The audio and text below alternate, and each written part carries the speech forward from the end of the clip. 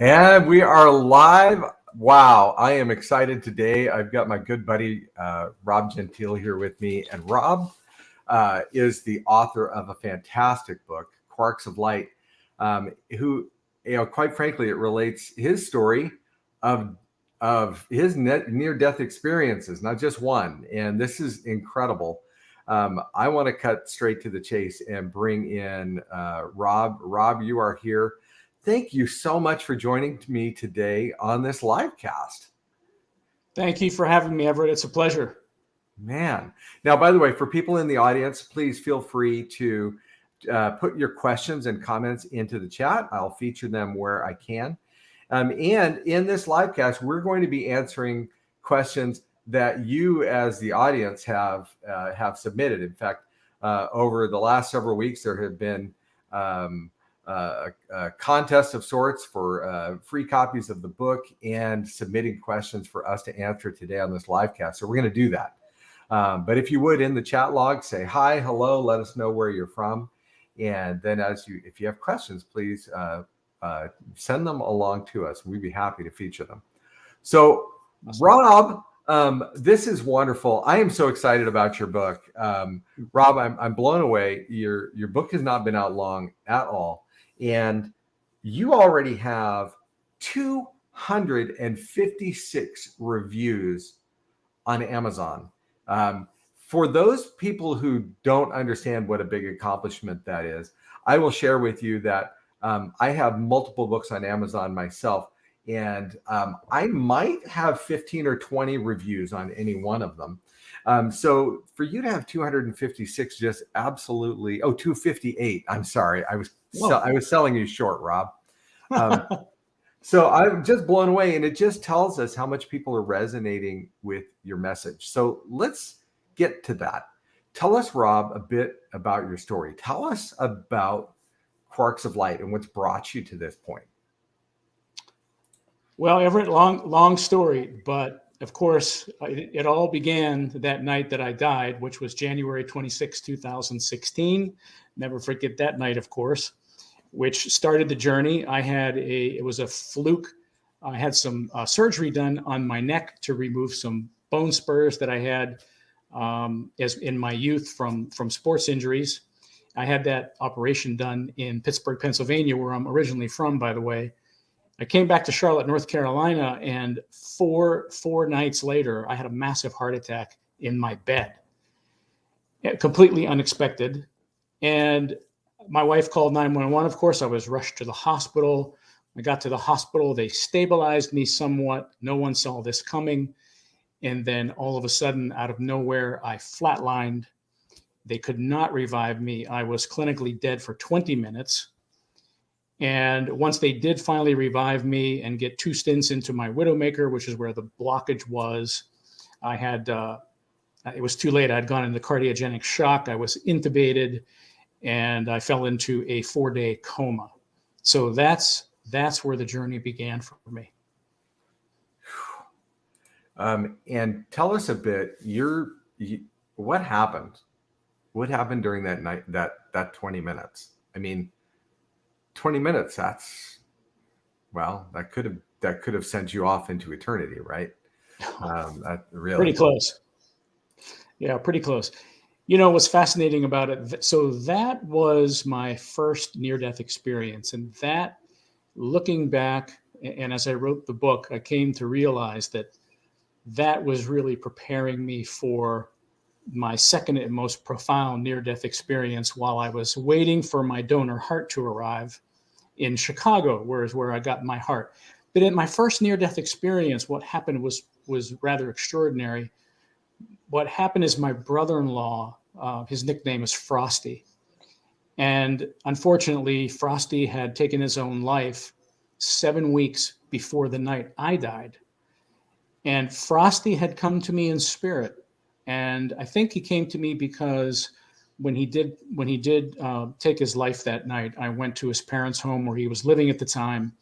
His mother had asked me to go up into his bedroom and search for a journal, a note, or something that would give them a clue as to why he did this.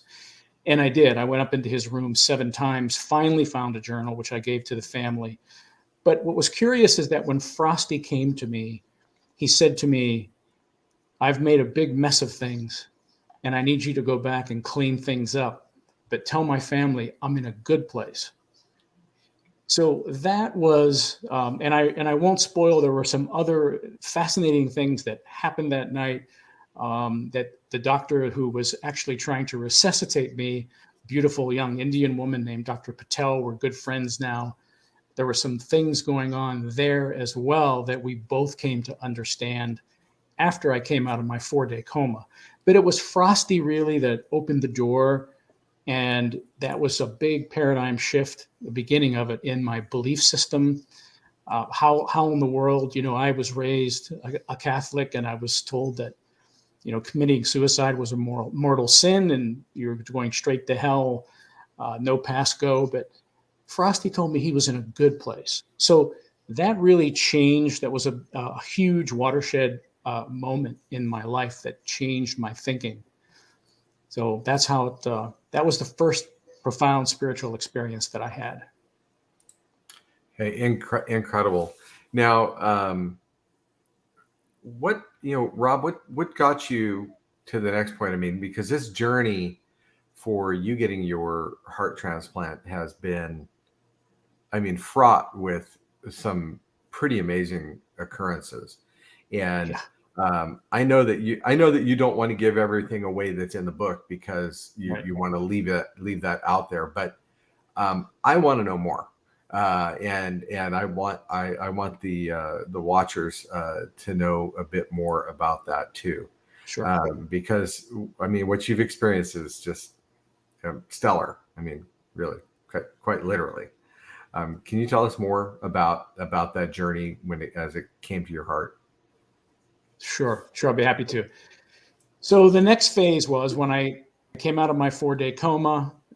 They didn't know what they were going to have once they pulled the tubes out. I remember my doctor, another doctor that I'm friends with. I'm friends with all these doctors in which there's a chapter in the book called All One, actually, where I talk about my relationship with all of these doctors that helped save my life along the way on my journey to heart transplant. But it was interesting that when I came out of my 4-day coma and I was told that my heart was destroyed, then that started the journey. And I talk about that in the chapter Seeking a New Heart, because I was new to this whole world of, transplant organ donation, didn't realize it was so difficult to get a heart.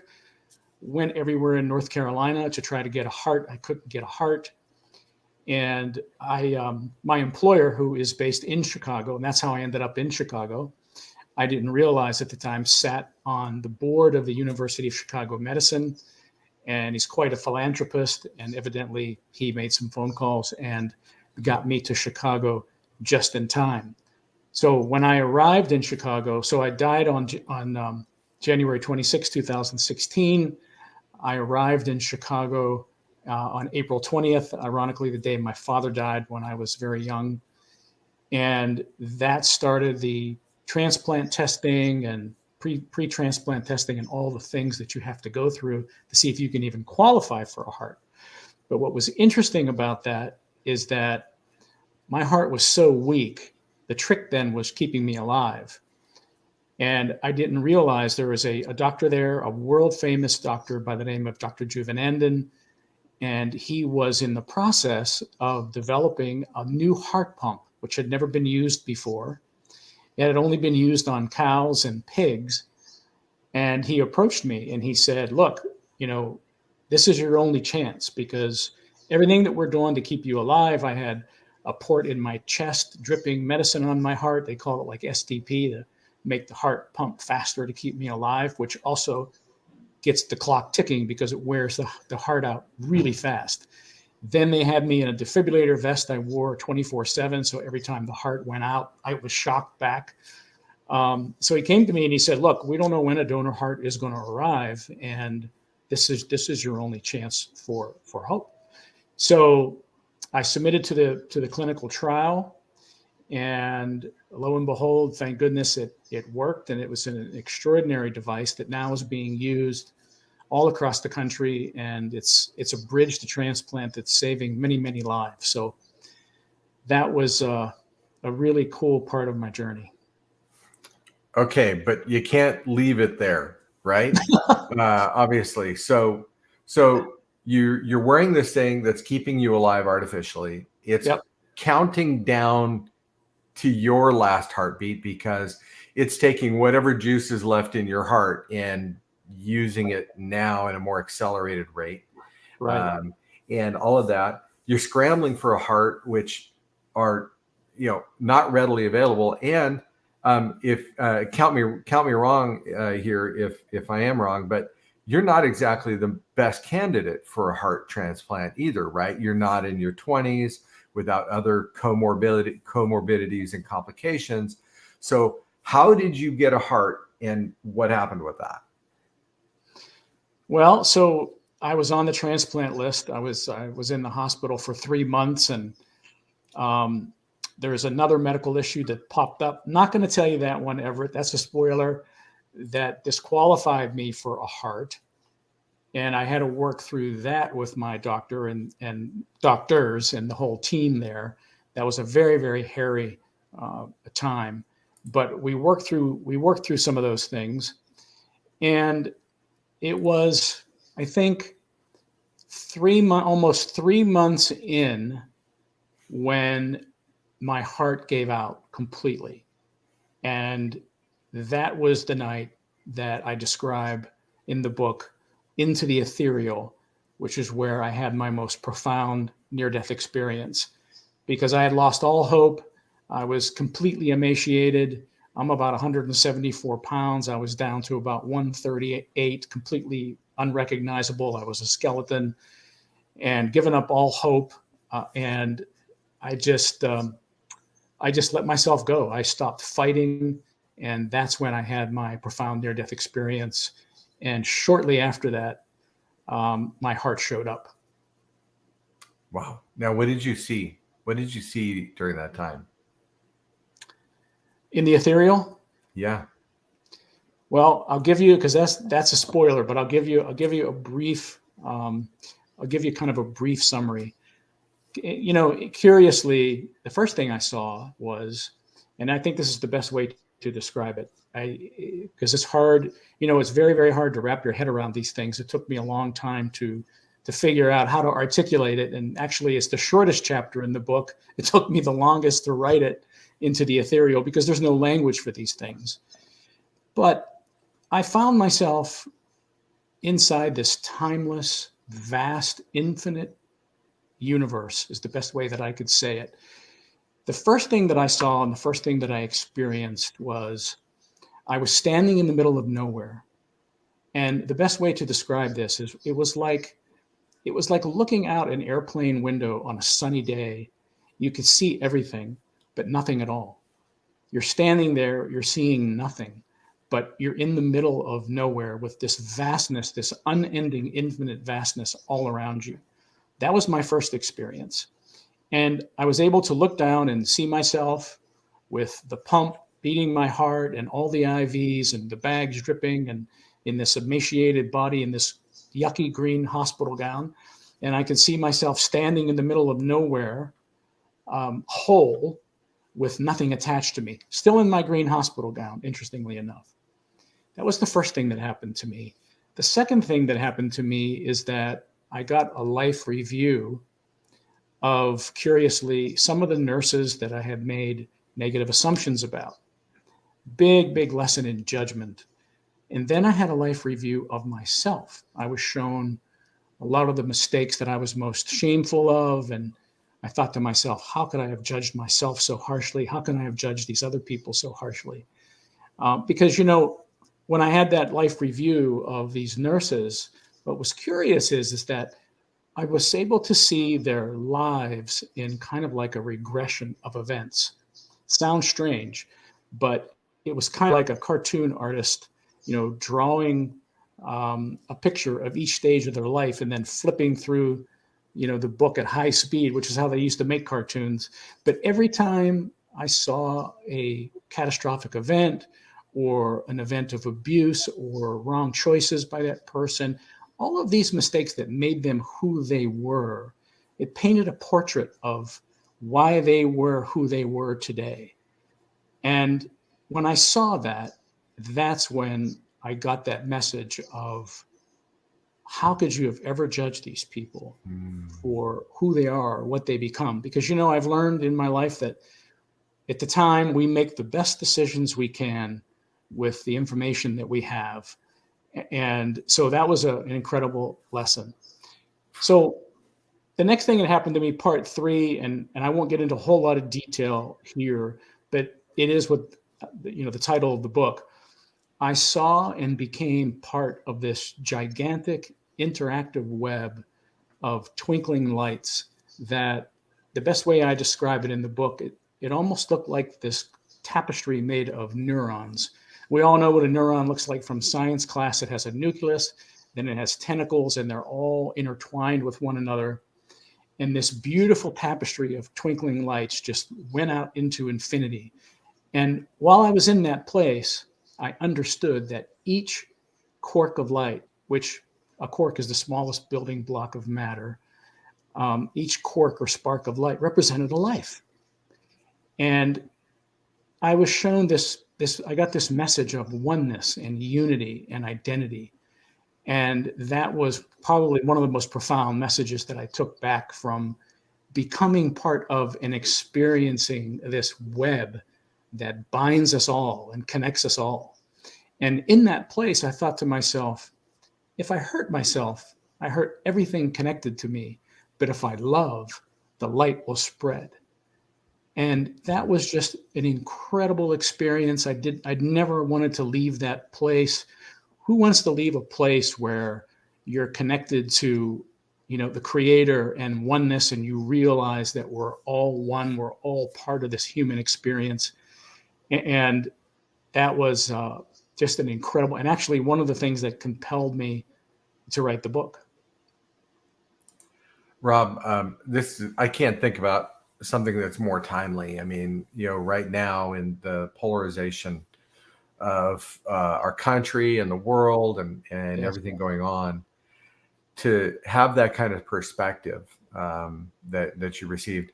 We had a small group in our small groups last week. There was watch a video, and one of the things the pastor said was, when I see people, I need to remember that they're not my enemy. They're the victims of my enemy. I was like, wow. Wow. Really a shift in thinking. And Yes. And so I think of the perspective that you just shared, and really honestly how powerful that is. I'd like to get into, well, first I want to let everybody know one of the reasons we're doing this today is because the audiobook is live. You have created a beautiful audiobook, and that's now live on Audible and Amazon and iBooks and Nook and all sorts of different platforms, so that is available. And I'm grateful, Rob, that you took the time to be the recording, to voice that book. That's no easy task. But fortunately, you have some experience in these things, and so I want to thank you for doing that. But that book is now available for everybody, and in fact, also the book is available. The book itself in multiple formats in all over the place. So you can get it now in Kindle. You can get it in paperback. You can get it in Nook format, in Kobo format, in generic ebook. It's now in apps like Scribd and Overdrive.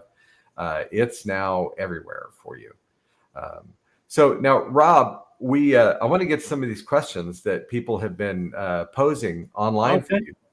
Sure. Are you ready? Are you good for this? Absolutely, sure. Let them come. All right, because I was looking through these questions, and some of these are doozies. So let's start with this one. Alan in Dallas, Texas says, in your book, you describe more than once this longing to return to the other side. Where are you with that feeling today? Is it as strong, or has it changed? Alan, thank you for your question. I could tell you that it hasn't changed. It's just as strong. there is nothing like that peace and love when you're in that place and realizing that we're spiritual beings first, inside these fragile clay vessels, experiencing life. And I have to tell you, I'm here. I know that I came back. Part of the reason I came back was to write this book, I have a special needs child, help her get through this life with my wife, whom I love very dearly. But honestly, I'm ready to go at any time. We have a commitment. What we do here matters. I've learned that web that I saw in the ethereal is a mere reflection of what we do here on earth, and vice versa. What we do matters, how we love matters, because it affects our spirit. So I know that we have to push through this life, and we do the best we can. But I can tell you that, yes, I long to get back to that place. Thank you for your question. Okay. So, Rob, another really great question here. Jennifer in Austin, Texas said, how do you feel about all the churches using Quarks of Light in their study groups? So are there churches using Quarks of Light now in study groups? Yes, as a matter of fact, and I have to tell you, Everett and Jennifer, thank you, but I have to tell you, I am so humbled by that. I'm a first-time author, never anticipated this kind of response. But yes, I've had the Catholics, the Methodists, the Episcopalians, and the Lutherans approach me. Not only have they used it in Bible studies, but every one of them now have done sermons based on the book and some of the chapters in the book. So I was just really, really humbled by that. And I think that, if I based on some of the feedback that I've been getting from these pastors as to why they're doing that, because particularly, Christians, and I'm a Christian, particularly Christians, we know that we've gone through, and I was raised Catholic, and I've had a hard time sometimes with that. And I've come to the place where I'm not religious. I would like to think of myself as being very spiritual, because this sometimes, particularly for the younger generation, this flashing Jesus saves neon sign just really isn't working very well, attracting youth. And I think that religion is good for foundation, because everybody is on their own path to understand that our real identity comes from the Creator. But I think that's why the book has such appeal, because in that chapter, All One, I talk about the different belief systems, and I was really lucky to have the different belief systems of all the doctors on my journey that helped save my life. And I mean, I had them all: Hindus, Jews, Muslims, Christians, Sikhs. It was incredible. And they're the ones that compelled me to really start doing some research as to what is this common thread that runs through all of the belief systems. So it's been a incredible, humbling experience. All right, I have more questions for you. And Okay. This one's related, actually. So this is from Dan in Cedar Rapids. Rob, I do many things religiously, but religion isn't one of them. However, I do believe in something greater than myself, whether it is spiritual, scientific, or both. What would you say to someone who may be agnostic, atheist, or non-religious, but still finds inspiration in your journey? Great question, Dan. Thank you. I have to say to you that, so one of my brothers is agnostic. I have many friends that are atheist. And this experience, this journey has really kind of given them pause and opened them up to understanding that, hey, maybe, just maybe, like you say, Dan, whether it's spiritual or if it's science. I think, by the way, that science is now proving that that there is a higher power, a creator, and vice versa. And I think all of those things are coming together now. They complement one another. But I have to tell you that when, in those quiet moments, particularly after I had my near-death experience in Chicago, right before my heart came, I came to that understanding, that realization that there is something greater than me. And we're all on this path to try to figure out what that is. And no one, I don't think anyone should be condemned for what their belief system is, as long as it does no harm. And as long as we're moving in that right direction of trying to evolve spiritually and understand this. And that's one of the great lessons that I learned from researching all these belief systems from these doctors that I've met along the way, and nurses, that there's this common thread of love at the base of it. And once we respect that, and once we start searching for that, we get answers. So that's the best way. That's the best way I can answer your question. I thank you for it. It was a great one.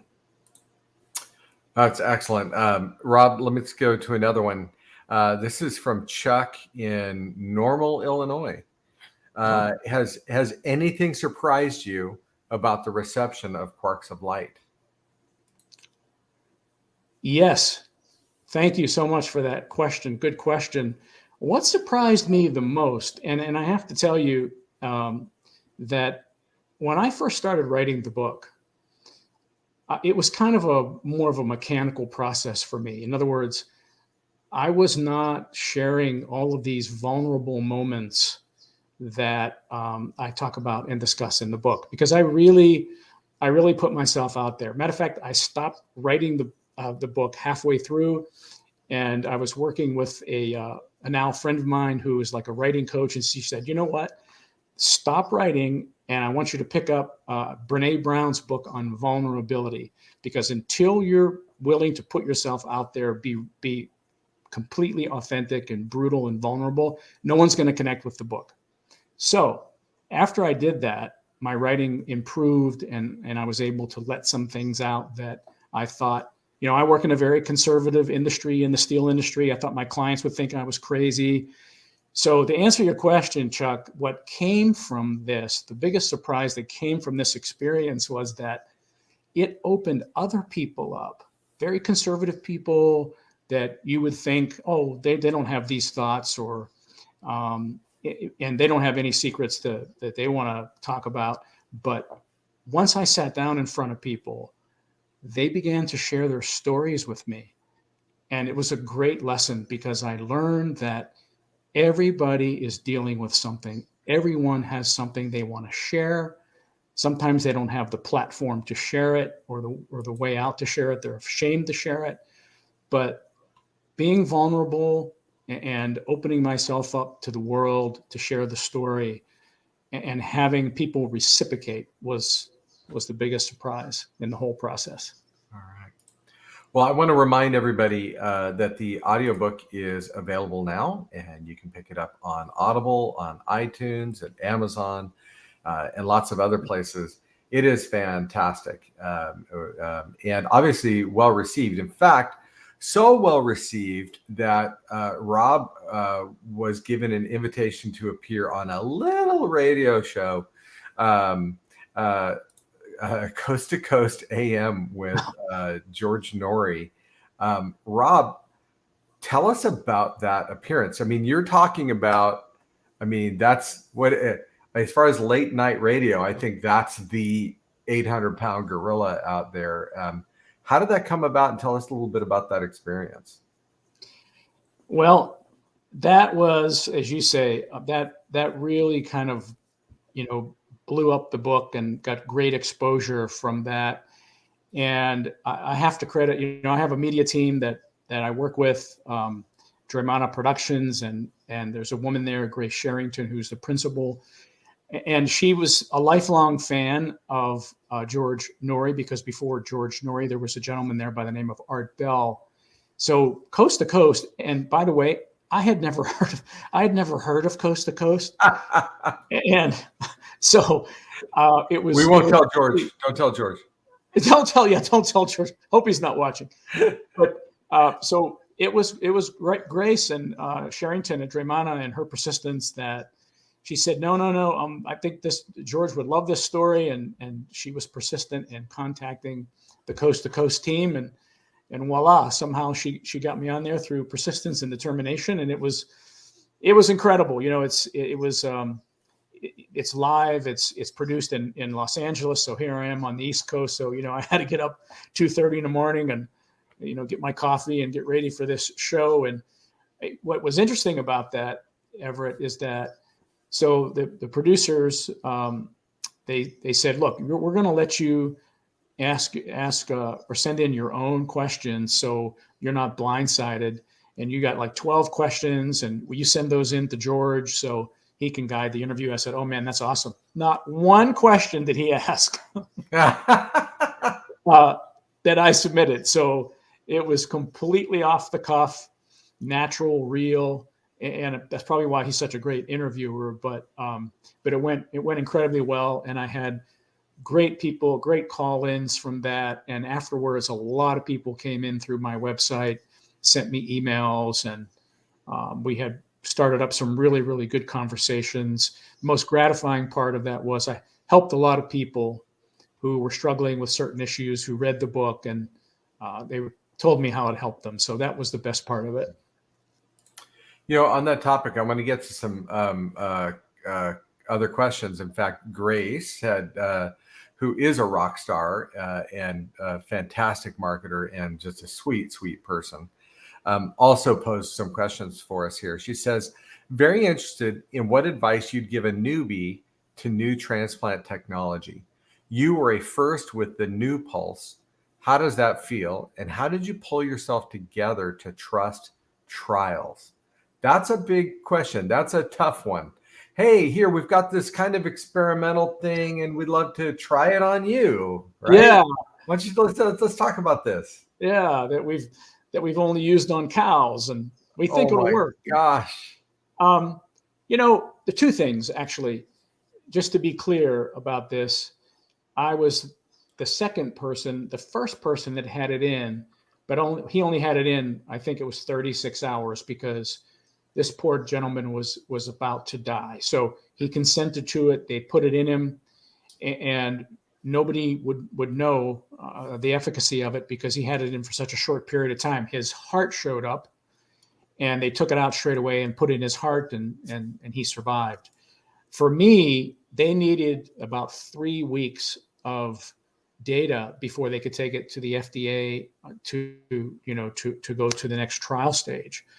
So I was the first human trial. And to answer Grace's question, two things really.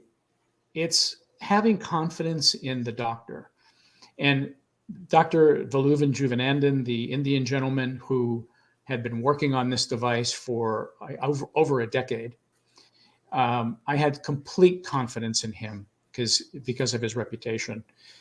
And secondly, having a special needs child who she has Rett Syndrome, and Rett Syndrome has been reversed in mice, but it has not been reversed in a human being because they haven't had clinical trials yet.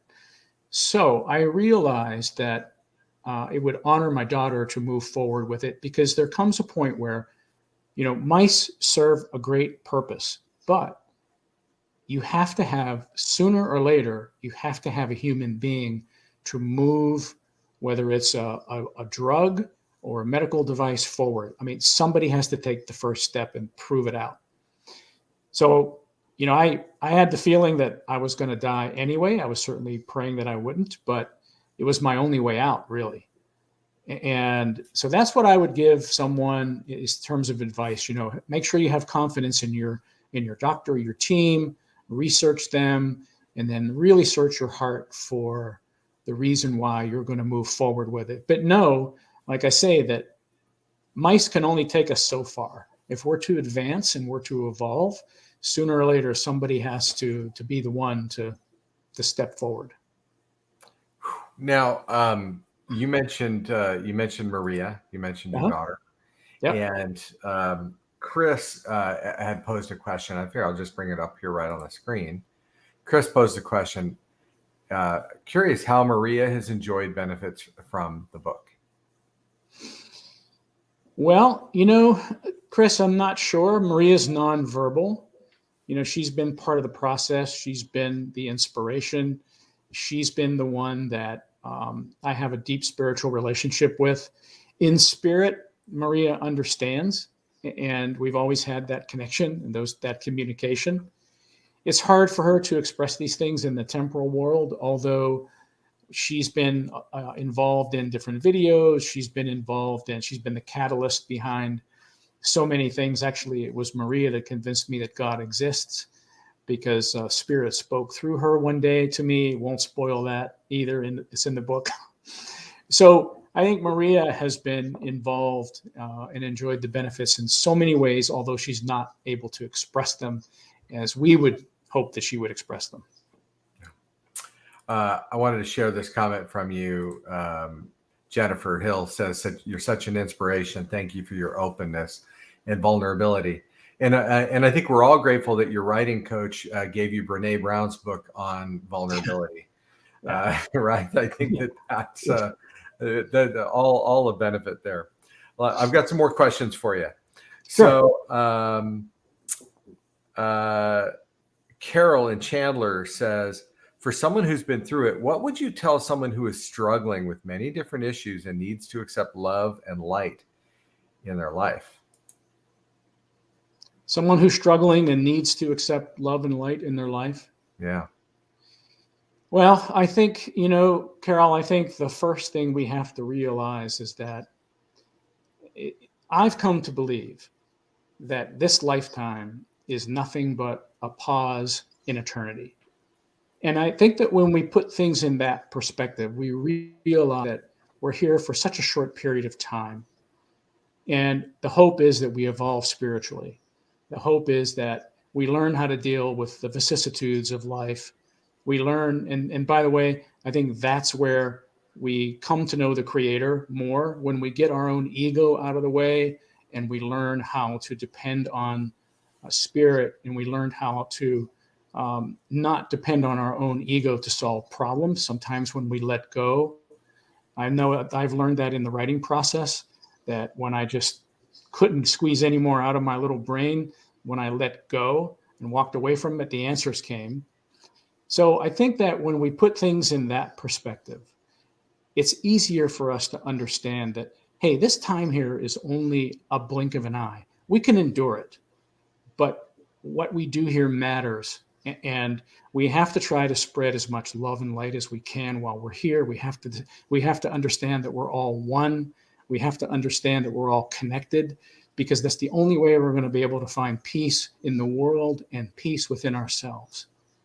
So that's how I would answer that. I know that I don't know anything about your specific issues personally. I can tell that you're struggling with something, but I would tell you that on the other side of the spectrum, before my near-death experience, regret and anger and all those things don't do anything but attract more negative energy. But when we really work hard every day to spread that love and light, it gives us hope, and it helps move us forward. I want to relate this to another question because I think you're answering it with it. Dorothy in Chesterfield says, you talked about your purpose as a child, and this was in your book, was to make your dad happy and feeling a sense of loss, not only from your father's death, but feeling like you no longer had purpose. Yeah. Did you ever resent that purpose being chosen for you? And then are you at peace with it now? And how has your purpose evolved? And I think that's what you've been talking about, is how your purpose really has evolved. Yes.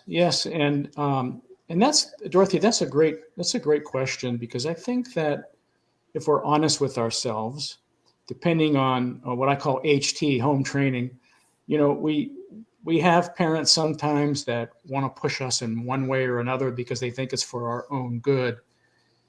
And what I've come to understand is, and what we really have to grasp, I think, at least I do, is that we don't come from our parents. We come through our parents. And I had to really grasp that concept to realize that while my parents brought me into this world, that my real identity comes from God, comes from the Creator. And when we really realize that, it's such freedom. It brings freedom into our lives, because we don't have to behave like them. We don't have to make the same mistakes as they do. And we certainly don't have to live up to expectations that don't allow us to find our purpose and to evolve the way we want to evolve and the way spirit guides us to evolve. So I think that's the best way that I can answer it. And I think it was a great question. Thank you. Well, and what a great reminder, honestly, for us all, that we don't come from our parents, but through them, and from the Creator. That's powerful, Rob. Thank you. Sure. Kara has a question for you, so we'll just put it up on the screen. Kara, you're such an inspiration. Is there any advice you can offer parents who have children with Rett syndrome? Oh, well, Kara, this is what I could tell you, whether it's Rett syndrome or autism or cerebral palsy or any of it. I would hope that, and I'll share something very personal, even though I didn't want to give away too much about my experience in the ethereal, but this question really brings it out. So what ended my entire experience in the ethereal is that I got to see my daughter, Maria. And Maria came to me in the ethereal, and I was shocked to see her because she was standing there perfect and whole. And in, Rett syndrome children are, they have lots of issues, wringing their hands constantly, seizure disorders, all of these things in the temporal world. But Maria was standing there perfect and whole in front of me. And I asked her, I said, Maria,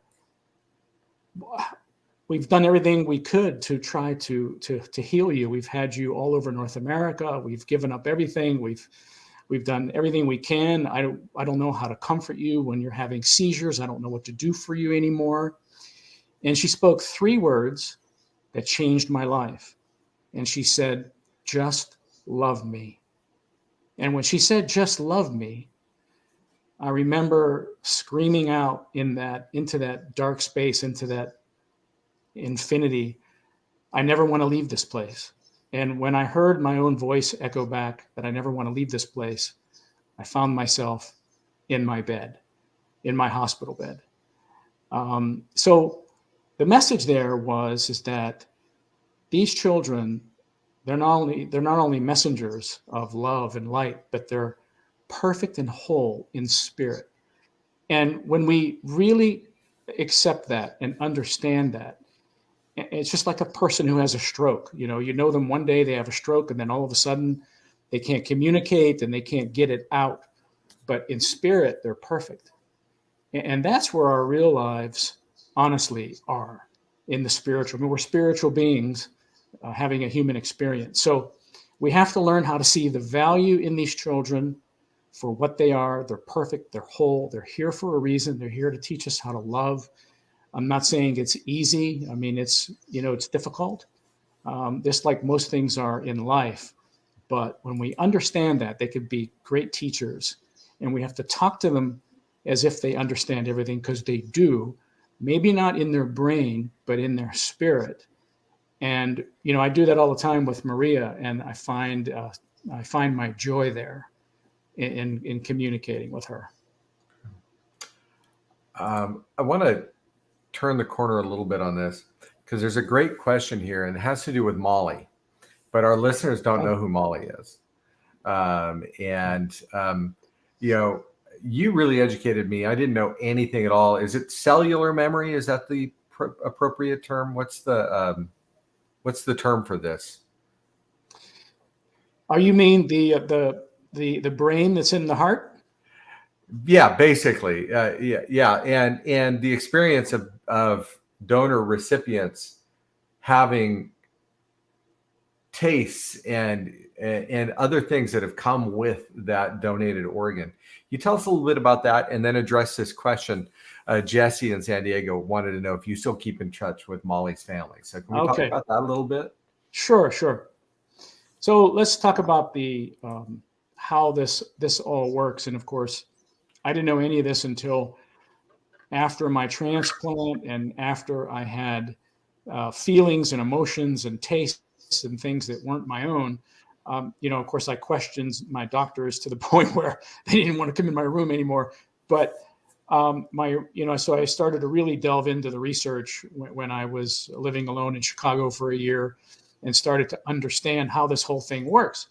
So most people don't know, as you know, why would they, that the heart has its own brain. And when you think about it, it makes sense when you go back to, basic physiology. So the heart is the first thing that develops in the mother's womb, not the brain. It's the heart that pumps oxygen and blood to the brain, to the rest of the body, so the body can develop. So in that process, there is a cluster of neurons that are the brain's heart. And in this cluster of neurons lies the preferences of that person. So a lot of the taste and smell and music and emotions and all of those things come with the heart when it's transplanted. Now, what they don't know is why does that person's, let's say, essence express more in some people than others, and that's the mystery. Nobody really knows why. Maybe some people like me are more open to feeling it and understanding it. Some people just want to get that heart in there and just go on down the road and never think about it, because when you think about how fantastical it all is, that they can put another human being inside you, because the heart is unlike any other organ, as we know. I mean, from time immemorial, it's been talked about as the seat of the soul, and everything is about the heart, the heart, the heart. And that's why, because the heart stores all this information as we go through life. The heart and the brain communicate constantly. So, to answer your question about Molly's family, I got to meet them about 2 years into transplant, after I was transplanted. And since then, her mother has passed away. Her father, I think, is mourning in his own way. He's a little less communicative than I would like. However, the real blessing that came out of that is that Molly's best friend, who she was best friends with from the age of 5, and I have become extremely close. She's the one that gave me most of the details for the book. And she has recently become a cosmetologist. So she came down here during the summer. We had her come to our home, and she got to meet Maria. She cut Maria's hair. She's got a beautiful connection now with Maria. So to see her best friend live on through me, it's like Molly's still with her. And in a lot of ways, Molly is still with me, because we're on this journey together. So yeah, but thanks for asking that. Well, and you blew me away, because if I remember correctly, there were some taste or smell things that came after your transplant. Mm-hmm. It came directly from Molly, right? Right. Do you want to tell us about that, or because that blew my mind? I'd never heard of such a thing. Yeah. So, at Everett, it's common. My transplant team, when they told me some of these stories, I mean, just some unbelievable stories about. I'll tell you the one that really struck me the most is that there was a gentleman who was a lifelong UPS driver, big burly guy, who got a heart, and about 3 years after his transplant, he came back into the hospital one day, and he asked my transplant surgeon for his records to be transferred to New Mexico. And this is a guy who's had a lifelong career with UPS, driver, got a pension, the whole 9 yards. And so my doctor asked him why he wanted his records transferred. And he said, because I want to become a master chef. And I'm moving. I've got an opportunity to move to New Mexico to become a master chef. And lo and behold, pulling his donor records, it was discovered that his donor was a master chef. Wow. So for me, nothing that profound ever expressed, but it was mostly Molly's emotions. And my wife says I drive in the middle of the road now. I don't know why. But when it comes in terms of taste preferences, it was really strange, because I'm never much of a sweet tooth. But it was about 3 years into transplant, I had these daily hankerings for M&Ms. And so I would, get a bag of M&Ms and sneak a bag of M&Ms into my briefcase, particularly when I traveled. And I have no why. It was like, the Walking Dead, I would just walk into these places, 7-Elevens, airport, wherever. I had to have these M&Ms, and I had to break the habit. But lo and behold, that was one of Molly's, favorite junk food. So it's fascinating stuff. Absolutely. All right. One last question. How do you think your life and your beliefs would have been if you'd not undergone your near-death experiences? Oh, well, I have to tell you, I don't know who asked that question. Good one, because Jackie from San Francisco. Jackie from San Francisco. Thank you, Jackie. By the way, San Francisco is one of my favorite cities. So, I have to tell you, and this is hard to admit, before my experience, again, I was raised Catholic, and I was someone who saw faith, religion, belief in God as, I believed, but I really didn't. It was an insurance policy for me. Hey, if anything really bad happens in my life, I do believe a little bit, so save me, right? So that's how I saw my faith and my spirituality, if you want to call it. But after my experience, now I know the truth, and the old saying: once you know the truth, there's no going back. So that's been a huge paradigm shift in my life, and I thank goodness every day that I died and I had a heart transplant, believe it or not. I mean, that's crazy to say that, but if I hadn't, I would not have become who I am today. And I'm really pleased with where I'm at on my journey. Well, I think that's a great way for us to wrap up, Rob. Thank you so much. Bruce Jones chimed in and said, great interview. Loved learning about you and your journey. Thank you. And grateful for Bruce. And I would just, as a reminder to everybody, the book is available. The audiobook is out on all audiobook platforms at present. Definitely pick that up. And that is Rob reading that, who also has done professional voiceover work before this. So what a blessing to have an author with an amazing story and also an amazing voice. You can also pick it up in paperback and Kindle and in other formats on Amazon, barnesandnoble.com, walmart.com, Apple iBooks, Google Books, et cetera, et cetera, et cetera. And would encourage people to go out there and pick up the book. Rob, thank you so much for taking the time to create this, the book, to share the experiences that you've had, and looking back in retrospect, I can see how it would have been criminal not to. I mean, quite literally, not just figuratively, that to not have shared the experiences that you've come through in this format. And 258 reviews on Amazon say you've done a great job of it. So really, really great. Well, let me say, Everett, I couldn't have gotten there without Ignite Press, your team, just fabulous to work with. And I really appreciate all your efforts. Thank you so much. And thank you for having me today. Really, our pleasure. So everybody pick up Rob's book and share your experiences. Go on to social media and share your experiences of his book. Leave your review on Amazon as well. And I know Rob would love to get that feedback too. So take care. And thank you again for joining us.